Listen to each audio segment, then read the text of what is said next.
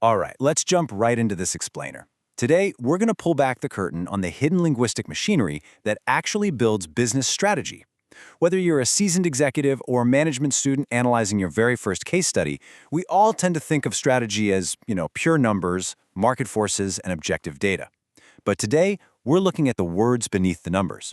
We're exploring the invisible architecture of decision-making to see how the language we choose doesn't just describe our reality, it actively constructs it.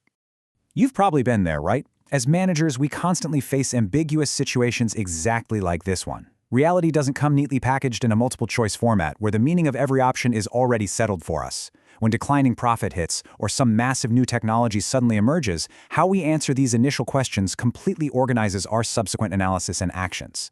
These aren't just polite introductory questions that magically disappear once the serious spreadsheet work begins. The answers literally dictate who gets invited to the meeting, what data is collected, and what actions even appear reasonable in the first place. So, here's our roadmap for today. We're going to decode this invisible architecture by breaking down 5 crucial areas: the illusion of obvious decisions, framing, metaphors, conviction, and finally, what happens when language becomes strategy. Starting off with Part 1, the illusion of obvious decisions. The reality is, managers rarely get to choose between obvious alternatives. Instead, they have to actively construct the strategic reality they're trying to manage. To move from that initial, messy state of ambiguity to a concrete, actionable decision, leaders rely on 3 specific linguistic levers: framing, metaphors, and conviction. Now, organizations absolutely need direction.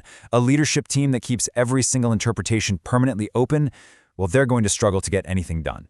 But this specific combination of tools can also conceal choices. They can easily turn one possible version of the future into accepted, undeniable reality before alternative options ever get a fair shake. Which brings us to Part 2, framing, shaping the problem. Let's look at how this first tool sets up the actual boundaries of what we even consider a problem to begin with. Think about it.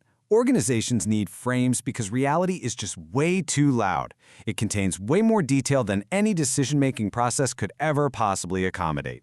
A frame essentially selects one specific understanding of a complex reality and deliberately leaves other details out so a problem actually becomes manageable.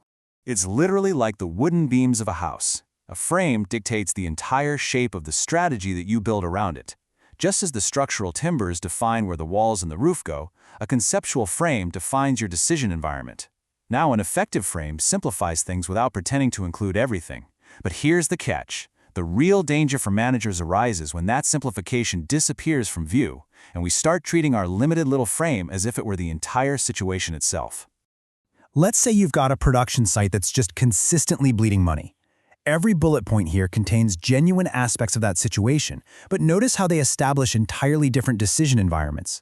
Framing it as a cost problem leads instantly to financial comparisons and, almost inevitably, closures. But framing it as an underused capability suddenly turns the discussion toward new products, investment, and skills training. Frames distribute attention before anyone calculates a single answer. They also distribute responsibility. If poor performance is framed as weak employee engagement, local managers become the target. But if it's framed as contradictory corporate priorities, suddenly senior management is on the hook, and we all know how much they love that. All right, let's move to Part 3, metaphors, importing practical logic. We're moving from shaping the problem to actually reasoning about it. Now, if you're a management student, you might think metaphors belong in a creative writing class. But in business, they are heavy lifters. A metaphor imports ready-made assumptions from its source directly into your strategy. Business is totally saturated with them. Strategy is a journey. Information is a resource. Time is money. When you use a metaphor, you aren't just painting a pretty picture, you are importing an entire set of rules and relationships from a familiar world into an abstract one. Look at how wildly your managerial focus shifts based on the metaphor you pick. If you view your company as a machine, you're suddenly looking for broken components and driving efficiency. That's great for system thinking, but it completely hides human emotion and conflict. If it's an organism, your language turns to health and survival. And look at those last two. Viewing competition as war emphasizes extreme urgency, allies, and enemies. But viewing the organization as a family prioritizes loyalty and belonging.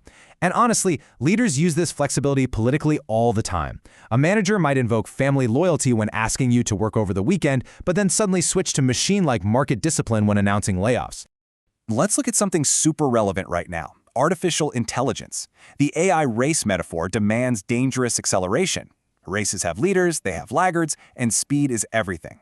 Pausing to reconsider means you lose. But if a leader uses the exact same evidence to frame AI as exploration, the implied actions change completely.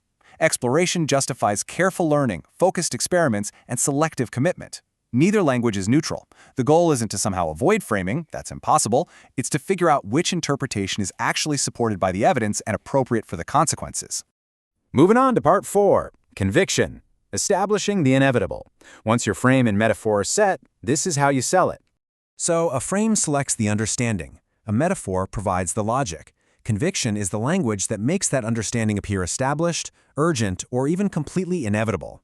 It's the linguistic device that makes alternate interpretations practically invisible, forcefully turning a subjective interpretation into a cold, hard, objective fact in the minds of your team. Take a look at this quote. The sneaky part of this executive statement isn't the technology jargon itself. It's forceful little words like has already begun and must. This high degree of conviction completely shuts down any questioning of the frame. The future is described not as one possible path, but as a rigid reality where the organization has absolutely no other choice. It practically forces alignment on the spot. But flip it around. If a leader uses lower conviction words like may or could, the vibe totally changes. It signals that the future is just one possible development, leaving room for alternative, responsible actions. By just modulating conviction, a manager decides whether the team operates in a state of unshakable panic or a state of open-minded inquiry. And finally, part 5, when language becomes strategy.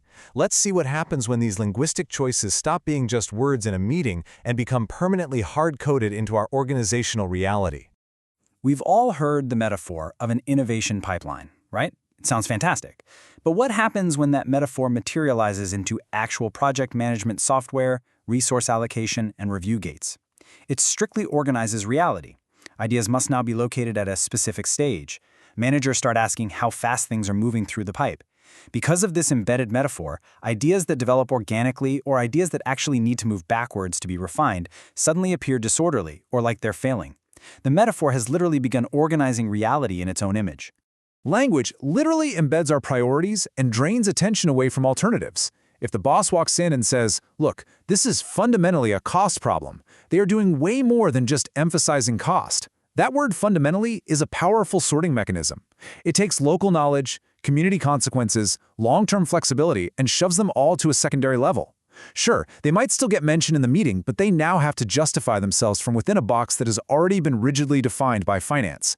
Having this kind of X-ray vision into organizational language gives you a massive advantage.